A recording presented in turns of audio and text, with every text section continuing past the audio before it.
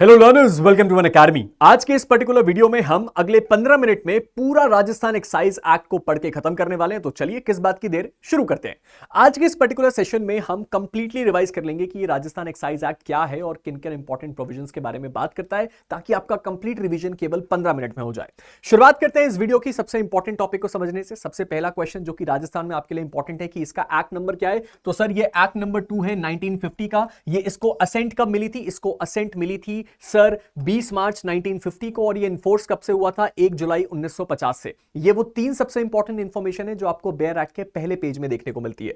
इसके बाद अगर हम आगे बढ़े तो हम आते हैं डेफिनेशन क्लॉज में, और डेफिनेशन क्लॉज में सारी डेफिनेशंस इंपॉर्टेंट नहीं है, जो एग्जाम के प्रोस्पेक्ट से आपके लिए इंपॉर्टेंट है यहां पे मैंने उसको मार्कआउट कर दिया है। बियर जो कि सबसे पहली डेफिनेशन है, डीनेचर्ड जो कि तीसरी डेफिनेशन है, एक्साइजेबल आर्टिकल जो कि चौथी डेफिनेशन है, excise duty, excise officer, import export. अब क्या हम इसको केवल ऐसे रटने वाले हैं? जी नहीं, समझने भी वाले हैं। बियर का मतलब क्या है? जो मॉल्ट से बने। डीनेचर्ड का मतलब क्या है? जो ह्यूमन कंजम्पशन के लिए जहरीली हो। एक्साइजेबल आर्टिकल जो सबसे इंपॉर्टेंट डेफिनेशन है, जो आपको हमेशा याद रहनी चाहिए, उसका मतलब होता है कोई भी ऐसा आर्टिकल जिसको एक्साइज एक्ट के तहत टैक्सेबल बनाया जाता है, यानी कि इस एक्ट के तहत कवर किया जाता है। एक्साइज ड्यूटी का मतलब क्या है? एक्साइज ड्यूटी का मतलब है एग्जैक्टली वही टैक्स जो कि एक्साइजेबल आर्टिकल के ऊपर लगता है। एक्साइज ऑफिसर जो कि इस एक्ट में स्टेट गवर्नमेंट अपॉइंट करती है। इंपोर्ट का मतलब होता है जब हम कभी भी बाहर के किसी स्टेट या देश से कोई एक्साइजेबल आर्टिकल मंगाते हैं। इंटॉक्सिकेटिंग ड्रग का मतलब क्या है? इंटॉक्सिकेटिंग लिकर का मतलब होता है शराब, और इंटॉक्सिकेटिंग ड्रग का मतलब होता है भांग, हेम्प प्लांट जैसी प्रोडक्ट्स, जो कि दिया हुआ है 2 सब क्लॉज 14 में। इसके बाद आता है लिकर जो कि दिया हुआ है सब क्लॉज 15 में। लिकर का मतलब हमें अच्छे से पता है।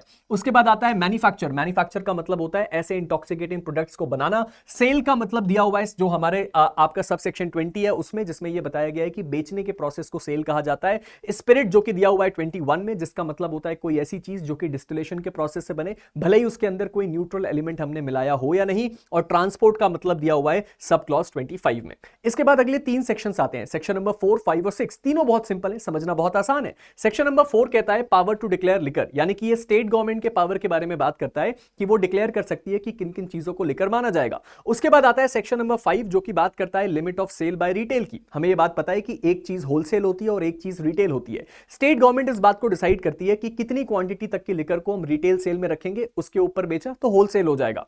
उसके बाद आता है सेक्शन नंबर 6 जो कि बात करता है पोजेशन बाय अदर्स की, यानी कि इसमें केवल यह बताया गया है कि कभी कोई वाइफ, क्लर्क या कोई ऐसा अदर पर्सन है जो क्या करता है, आपका सर्वेंट है जो कि शराब को अपने पोजेशन में रखता है, तो अगर उसके कब्जे में शराब मिली तो हम ऐसा मान लेंगे कि उसके मालिक, हस्बैंड या फिर जो भी दूसरा व्यक्ति है उसके पोजेशन में शराब थी, यानी कि ये वाइकेरियस लाइबिलिटी टाइप की चीज की बात करता है। चलिए आते हैं हमारे अगले चैप्टर पे। जो अगला चैप्टर है वो सेक्शन 8 से लेकर 10A तक की बात करता है। ये भी बहुत ज्यादा इंपॉर्टेंट है। ये किसके बारे में बात करता है? इंपॉर्टेंट ऑफिसेस और उनके अपॉइंटमेंट्स के बारे में। सबसे पहले आता है control of excise department. Excise department को कौन चलाता है सर? एक्साइज कमिश्नर चलाता है, लेकिन हमेशा सुपरविजन कंट्रोल स्टेट गवर्नमेंट का ही रहता है।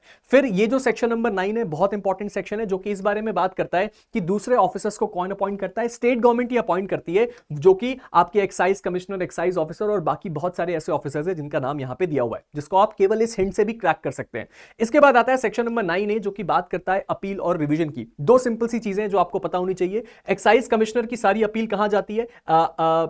एक्साइज कमिश्नर सारी अपील सुनता है एक्साइज ऑफिसर की। जो राजस्थान का टैक्स बोर्ड है वो सारे के सारे जो अपील सुनता है एक्साइज कमिश्नर की। और उससे भी ज्यादा इंपॉर्टेंट बात, अगर आप कभी भी अपील पे जाते हैं तो 75% जो भी आपको अमाउंट पे करना था उसका 75% का अमाउंट आपको पे करना पड़ेगा। इसके बाद क्या आता है सर? अगर आप राजस्थान टैक्स बोर्ड में जाते हैं तो रिवीजन भी पॉसिबल है। ये दिया हुआ है सेक्शन नंबर 9A में, जो कि अमेंडमेंट से ऐड हुआ था। अब इसके बाद हमारे पास आता है 9B जो कि सिविल कोर्ट के जुरिस्डिक्शन को ब्लॉक करता है। ये केवल ये कहता है कि कोई भी सिविल कोर्ट क्या नहीं कर सकती है, कोई भी सेटिंग असाइड नहीं कर सकती है या किसी भी ऑर्डर को मॉडिफाई नहीं कर सकती है जो इस पर्टिकुलर एक्ट के तहत दिया गया है। इसके बाद आता है 10A जो कि बात करता है establishment of check post and inspection की। ये केवल इतनी सी बात कहता है कि भाई स्टेट गवर्नमेंट को जहां जहां जरूरत लगे वो एग्जिस्टिंग चेक पोस्ट पे या नए चेक पोस्ट बना सकती है, जहां से इस बात को चेक किया जा सके कि कोई एक्साइज रेवेन्यू की चोरी तो नहीं कर रहा है। इसके बाद आगे बढ़ते हैं, हमारे पास अगला चैप्टर आता है जो कि इंपोर्ट, एक्सपोर्ट, ट्रांसपोर्ट की बात करता है। सेक्शन नंबर 11 क्या बात करता है? इंपोर्ट ऑफ एक्साइजेबल आर्टिकल की। क्या कहता है कि भाई जब तक आपने ड्यूटी यानी कि वो टैक्स पे नहीं किया तब तक आप कुछ इंपोर्ट नहीं कर सकते। अगला सेक्शन एक्सपोर्ट की बात करता है कि भाई अगर आपको जो है क्या करना है, अगर आपको एक्सपोर्ट या ट्रांसपोर्ट करना है तो वो आप तब तक नहीं कर सकते जब तक आप वो कंडीशंस फुलफिल ना कर दें और वो ड्यूटी यानी कि वो टैक्स पे ना कर दें जो आपको एक्सपोर्ट या ट्रांसपोर्ट के लिए लगेगा। इसके बाद सेक्शन नंबर 13 बात करता है पावर टू प्रोहिबिट की। ये क्या कहता है कि स्टेट गवर्नमेंट किसी भी चीज के इंपोर्ट एक्सपोर्ट या ट्रांसपोर्ट पे पाबंदी लगा सकती है। पासेस नेसेसरी का मतलब क्या है कि सर अगर आपको कभी भी एक प्रिस्क्राइब्ड क्वांटिटी से ज्यादा शराब लेके जानी है, जैसे स्टेट गवर्नमेंट बोल देती है 5 बल्क लीटर एक आम आदमी ले जा सकता है, उसके ऊपर अगर आपको शराब कभी भी एक जगह से दूसरी जगह लेके जानी है तो आपको उसके लिए पास की जरूरत पड़ेगी जब तक आपको स्पेशल एग्जाम्पशन ना मिल गया हो। ग्रांट ऑफ पासेस कौन करता है सर? एक्साइज कमिश्नर पास ग्रांट करता है और इसको ऑथराइज कौन करता है? जो भी ऑथराइज ऑफिसर हो, चाहे वो जनरल या स्पेशल ऑर्डर से वो पास किया जाए, यानी कि एक्साइज कमिश्नर पास ग्रांट करेगा, वो चाहे तो अपनी ये पावर किसी ऑथराइज ऑफिसर को भी दे सकता है। अगला चैप्टर हमारे पास बात करता है सर मैन्युफैक्चर के, डिस्टिलरीज की, एक्सेट्रा की। सेक्शन नंबर 16 से 27 है, कॉन्सेप्ट इजी है, समझ में बहुत आसानी से आ जाएगा। सेक्शन नंबर 16 बात करता है मैन्युफैक्चर प्रोहिबिटेड विदाउट लाइसेंस की, यानी कि आप कभी भी कोई एक्साइजेबल आइटम, एक्साइजेबल आर्टिकल यानी कि कोई शराब एक्सेट्रा चीज जब तक आपको लाइसेंस ना मिले तब तक आप मैन्युफैक्चर नहीं कर सकते। उसके बाद आता है सेक्शन नंबर 17 जो कि बात करता है डिस्टिलरी और वेयर हाउस की। ये क्या कहता है कि सर जब तक एक्साइज कमिश्नर ना चाहे तब तक आप कोई डिस्टिलरी या वेयर हाउस एस्टैब्लिश नहीं कर सकते हो, उसकी परमिशन के बाद आप ये काम कर सकते हो। वो चाहे तो किसी को लाइसेंस ग्रांट कर सकता है इसके लिए या वो खुद भी एस्टैब्लिश करवा सकता है। रिमूवल ऑफ आर्टिकल क्या कहता है सेक्शन नंबर 18? सेक्शन नंबर 18 ये कहता है कि जब तक आपको इस मसले के लिए क्या ना मिल जाए, कोई लाइसेंस या परमिशन ना मिल जाए, तब तक आप अपने क्या ना कर दें, तब तक आप अपने डिस्टिलरी या वेयर हाउस से कोई भी बनाया हुआ आइटम बाहर नहीं निकालेंगे। तो पहले आपको टैक्स पे करना है, उसके बाद ही आप ये काम कर सकते हैं। उसके बाद सेक्शन नंबर 19 बात करता है पोजेशन ऑफ एक्सेस क्वांटिटी। ये क्या कहता है कि अगर आपके पास जितनी प्रिस्क्राइब क्वांटिटी है उससे ज्यादा शराब है तो वो चीज स्ट्रिक्टली प्रोहिबिटेड है। और ये कब अलाउड होगी? एक्सेप्शनल सिचुएशन में, अगर कोई वेंडर है या उसके पास एक रीजनेबल एक्सप्लेनेशन है जो इधर से उधर शराब लेके जा रहा था तो उसको एग्जेम्पशन है, अदरवाइज स्ट्रिक्टली प्रोहिबिटेड है कि आप तब तक जरूरत से ज्यादा शराब नहीं रख सकते जब तक आपको इसकी स्पेशल परमिशन ना मिल गई हो। Sale without licence prohibited. Section number 20 केवल ये बात कहता है कि अगर आपके पास लाइसेंस नहीं है तो आप शराब को नहीं बेच सकते। कंडीशंस ऑफ सेल के बारे में सेक्शन नंबर 21 बात करता है जो क्या कहता है कि सर आपको क्या करना पड़ेगा अगर आप कभी भी शराब को बना रहे हैं, बॉटल कर रहे हैं, रीबॉटल कर रहे हैं, तो उसके लिए सबसे ज्यादा इंपॉर्टेंट चीज की आपको क्या जरूरत है कि आपको जो है एक प्रॉपर परमिट या पास आपके पास होना चाहिए, यानी कि आपको लाइसेंस के टर्म्स को क्वालिफाई करना है। इसके बाद आता है सेक्शन नंबर 22 जो कि बात करता है prohibited sales on certain persons, यानी कि यहां पे हम कहते हैं किसी भी माइनर व्यक्ति के द्वारा, यानी कि कोई भी महिला या फिर कोई माइनर व्यक्ति अगर होता है तो उसको हम क्या नहीं करते हैं, लिकर की सेल नहीं करते हैं। कोई अनसाउंड माइंड का हो, कोई सोल्जर जो कि ऑन ड्यूटी हो, या फिर कोई बार्टर ऑफ गुड्स करे, यानी कि अगर कोई एक आइटम लेके आए और बोले कि उसके बदले मुझे शराब दे दो, तो ये चीज अलाउड नहीं है। इसके बाद आता है prohibition on employment of certain persons. अब यहां पे कुछ लोगों के एम्प्लॉयमेंट पे पाबंदी लगाई गई है, जैसे कि कोई भी चिल्ड्रन, लीपर, इन्फेक्टेड पर्सन और कोई भी महिला जिसके बारे में आपने पहले से परमिशन नहीं ली है। तो महिलाओं को यहां पे नियुक्ति दी जा सकती है, लेकिन उसके लिए आपको पहले से परमिशन लेनी पड़ेगी। एक्सक्लूसिवली जो कुछ प्रिविलेज है वो कौन ग्रांट कर सकता है? एक्साइज कमिश्नर ग्रांट कर सकता है अंडर सेक्शन 24। 25 बात करता है असाइनमेंट ऑफ प्रिविलेज की, यानी कि जो आपका ग्रांटी है, जिसको किसी भी प्रकार का ग्रांट मिला है, वो अपने किसी अधिकार को ग्रांट कर सकता है, किसी और को असाइन कर सकता है। रिकवरी ऑफ ड्यूज बाय ग्रांटी, अगर कभी भी आपको किसी भी चीज की जो रिकवरी करनी है, यानी कि आपके पुराने ड्यूज हैं उसको रिकवर करना है, तो वो कैसे किए जाएंगे? जैसे लैंड रेवेन्यू के एरियर्स होते हैं, रेंट के जो एरियर्स होते हैं उसकी तरह वसूले जाएंगे। इसके बाद हमारे पास आता है सर क्या? सर ये ड्यूटी का जो चैप्टर है सेक्शन नंबर 28 से लेके 30AA तक। चलिए समझते हैं। सबसे पहले आता है ड्यूटी ऑन एक्साइजेबल आर्टिकल। तो ये कौन लगाता है? स्टेट गवर्नमेंट क्या कर सकती है? एक्साइज और काउंटरवेलिंग ड्यूटी लगा सकती है अंडर सेक्शन 28। 28A में क्या बात होती है? सरचार्ज फॉर कैलामिटीज की। अगर कोई बहुत बड़ी दुर्घटना हो गई या कोई नेचुरल कैलामिटी आ गई तो उस सिचुएशन में राज्य सरकार क्या कर सकती है? 50% तक का सरचार्ज लगा सकती है एक्साइजेबल आर्टिकल को, जिसका पैसा लेके वो इन चीजों की भलाई के लिए इस्तेमाल करेगी। सेक्शन नंबर 29 बात करता है manner of levying cess duty, यानी कि ये क्या कह रहा है? ये कह रहा है कि स्टेट गवर्नमेंट कैसे ले सकती है, इसके मसले पे अलग अलग रूल बनाएगी और उसके हिसाब से इन पैसों को वसूलेगी। इसके बाद आता है हमारे पास सेक्शन नंबर 30 जो क्या कहता है? पेमेंट फॉर एक्सक्लूसिव प्रिविलेज, यानी कि कभी भी हम ये देखते हैं कि कोई व्यक्ति अगर कोई एक्सक्लूसिव प्रिविलेज लेना चाहता है तो सेक्शन नंबर 30 के तहत एक लंप सम का पैसा पे करता है और वो एक्सक्लूसिव प्रिविलेज उसको मिल जाता है। इंटरेस्ट ऑन नॉन पेमेंट, जिस दिन से आपका अमाउंट पेबल है, जैसे ही आपकी टाइम लिमिट खत्म होती है उसके अगले दिन से आपके इंटरेस्ट जुड़ना शुरू हो जाता है। 30A बात करता है वेवर एंड जो आपका रिडक्शन ऑफ इंटरेस्ट है। बेसिकली एक्साइज कमिश्नर के पास ये पावर है कि वो क्या कर सकता है? किसी व्यक्ति जिसके ऊपर इंटरेस्ट जुड़ता जा रहा है है उसके इंटरेस्ट को कम कर सकता है या कंप्लीटली वेव ऑफ कर सकता है। चलिए आगे बढ़ते हैं और समझते हैं। अब हमारे पास आता है सेक्शन नंबर 31 से 38। ये किसके बारे में बात करता है? ये बात करता है सर लाइसेंस एक्सेट्रा की। अब ये कह रहा है form and conditions of licence, ये कहां से मिलते हैं सर? लाइसेंस, परमिट, पास, जो भी चीजें हैं ये सब आपको कहां दी गई हैं? सेक्शन नंबर 31 में दी गई हैं। सेविंग ऑफ एग्जिस्टिंग लाइसेंस, यानी कि कोई भी ऐसे licence under repealed laws remain valid, यानी कि इससे पहले के जो कानून है जिसके तहत, यानी कि एक्साइज एक्ट जो ये 1950 है, इससे पहले का जो एक्साइज एक्ट है उसके तहत अगर कोई लाइसेंस ग्रांट किया गया तो वो इनवैलिड नहीं हो जाएगा जस्ट बिकॉज ये एक्ट आ गया।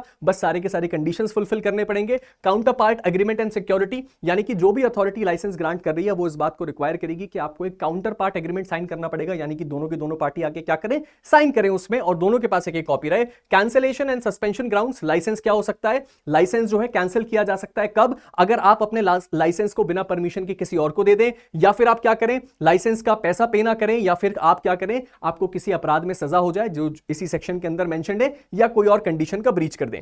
कैंसिलेशन फॉर अदर रीजंस, दूसरे रीजन क्या है? दूसरे रीजन ये है कि सर आपको जो है 15 दिन का नोटिस देके भी आपके लाइसेंस को कैंसिल किया जा सकता है कुछ अदर रीजंस के चलते। Surrender of retail licence, licence को सरेंडर भी किया जा सकता है अगर आप 1 महीने का नोटिस दे देते हैं और जितने समय का लाइसेंस बचा हुआ है उतने समय की फीस भी पे कर देते हैं। फिर उसके बाद आता है सेक्शन नंबर 37 जो कि बात करता है no right to renewal and compensation, यानी कि अगर एक व्यक्ति को एक बार एक लाइसेंस मिल गया तो उसके बाद उसके पास ये अधिकार बिल्कुल भी नहीं होगा कि वो बाय डिफॉल्ट उसका लाइसेंस दोबारा रिन्यू हो जाएगा।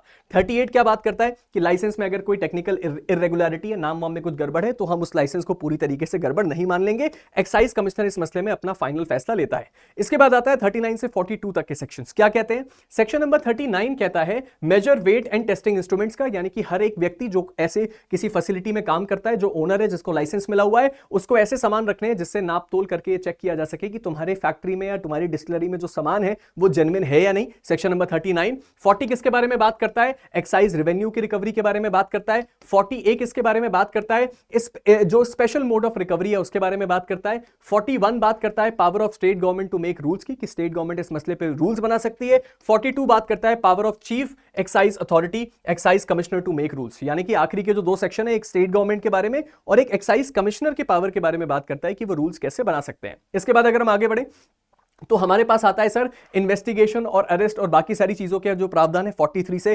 53 तक दिए हुए। चलो ध्यान से देखते हैं। 43 बात करता है एंट्री एंड इंस्पेक्शन का, यानी कि जो भी एक्साइज ऑफिसर्स हैं वो क्या कर सकते हैं, किसी भी ऐसी फैसिलिटी के अंदर एंटर करके वहां जाके इस बात को सर्च कर सकते हैं कि वहां सारे के सारे एक्साइज लॉस का पालन हो रहा है कि नहीं हो रहा है।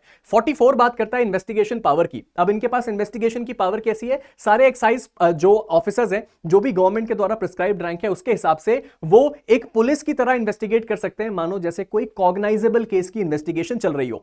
45 बात करता है अरेस्ट, सीजर और डिटेंशन की। ये क्या कहता है? ऑफिसर्स क्या कर सकते हैं? अरेस्ट कर सकते हैं बिना किसी वारंट के और एक्साइजेबल आर्टिकल्स को सीज भी कर सकते हैं जो भी डाउटफुल लगे। वारंट की पावर क्या है सर? एक्साइज कमिश्नर और मजिस्ट्रेट दोनों क्या कर सकते हैं? सर्च वारंट और नॉर्मल वारंट इशू कर सकते हैं। एक्साइज कमिश्नर यहां पे इंपॉर्टेंट है। 47 बात करता है सर्च विदाउट वारंट की। अगर एक्साइज ऑफिसर को लगा कि बिना वारंट के अगर मैं सर्च करने गया तो शायद मुझे कोई इंपॉर्टेंट चीज मिल जाए, जैसा कि हमें सीआरपीसी में देखने को मिलता है, तो वो बिना वारंट के भी क्या कर सकता है? अर्जेंट केसेस में जाके सर्च कर सकता है। 48 बात करता है procedure of arrest and search की। यहां पे एज इट इज जो सीआरपीसी है उसके प्रावधान यानी कि बीएनएसएस के प्रावधान अप्लाई होते हैं। बेल का रिस्ट्रिक्शन क्या है? Bail stricter for offences under section 54। यहां पे आपको क्या मिलता है? सेक्शन दिए हुए हैं स्पेसिफिक ऑफेंसेस के, और वो ऑफेंसेस के सेक्शन पे बेल थोड़ी स्ट्रिक्ट है। इसके बाद आता है ड्यूटी ऑफ अदर ऑफिसर्स। तो पुलिस, कस्टम एक्सेट्रा वो क्या करते हैं? एक्साइज एक्ट के तहत रिपोर्टिंग करते हैं और उसका पालन करते हैं। Duty of land holders and panchayat, तो भाई जो भी लैंड होल्डर्स हैं या पंचायत है उनको इन्फॉर्म करना है कि अगर उनके एरिया या जुरिस्डिक्शन में कोई एक्साइज एक्ट का उल्लंघन कर रहा है।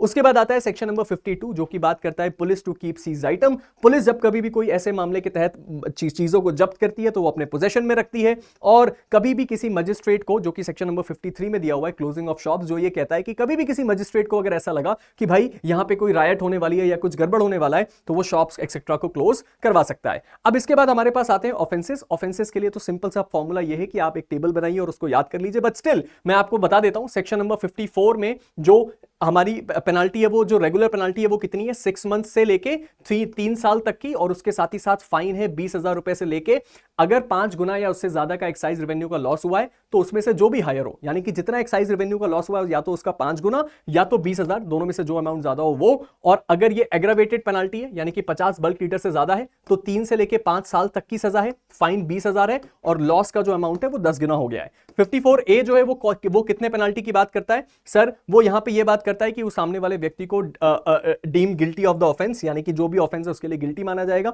यहां पे मैंने एग्जैक्टली सारी पेनाल्टीज इसलिए नहीं लिखी है क्योंकि इस पेनाल्टी को अगर मैं लिखता तो वो अननेसेसरी लॉन्ग हो जाता, और पेनाल्टी के लिए आपको सिंपल मेरे टेलीग्राम ग्रुप में एक पीडीएफ मिल जाएगा जहां सारे के सारे ऑफेंसेस एंड पेनाल्टीज मैंने डिटेल में लिख दिए हैं। जैसे कि 54B के तहत अगर कोई अपराध करता है तो उसको सजा कितनी मिलती है? 2 साल से लेकर लाइफ इंप्रिजनमेंट तक। 1 लाख से 10 लाख तक का क्या मिलता है? उस व्यक्ति को सामने से पेनाल्टी देनी पड़ती है अगर उसने डेथ कॉज करी, डिसेबिलिटी कॉज करी तो 2 साल से लेकर लाइफ इंप्रिजनमेंट, 50,000 से 5 लाख रुपए तक का फाइन। दूसरा कोई केस है तो 1 साल से लेकर 10 साल तक की इंप्रिजनमेंट, फाइन जो कि होगा 50,000 से 2.5 लाख के बीच। तो इसी तरीके से हमने सारे के सारे ऑफेंसेस यहां पे देख लिए हैं। ये सबसे इंपॉर्टेंट ऑफेंसेस थे जो मैंने मार्क आउट कर दिए हैं, और उसके बाद बाकी के सारे जो भी ऑफेंसेस हैं सेक्शन वाइज यहां लिखे हुए हैं क्योंकि इसमें बताने जैसा कुछ भी नहीं है, याद करने जैसा है। तो ये था हमारा वीडियो जिसमें हमने 15 मिनट में समझा कि ये जो राजस्थान एक्साइज एक्ट है अगर एक क्विक रिवीजन करना हो तो एक्चुअल में इसको समझा कैसे जाए। बहुत जल्दी इसकी माइंड मैपिंग वीडियो भी आपके लिए आएगी जिससे आप इसको बहुत अच्छी तरह याद कर पाएंगे, और उसके साथ ही साथ जितने भी अपकमिंग एग्जाम है उन सबके क्विक रिवीजन वीडियोस भी आएंगे। चलिए अभी इस वीडियो को एंड करते हैं। वीडियो को एंड करने से पहले मैं ये जरूर बता देना चाहता हूं कि अगर आपने अभी तक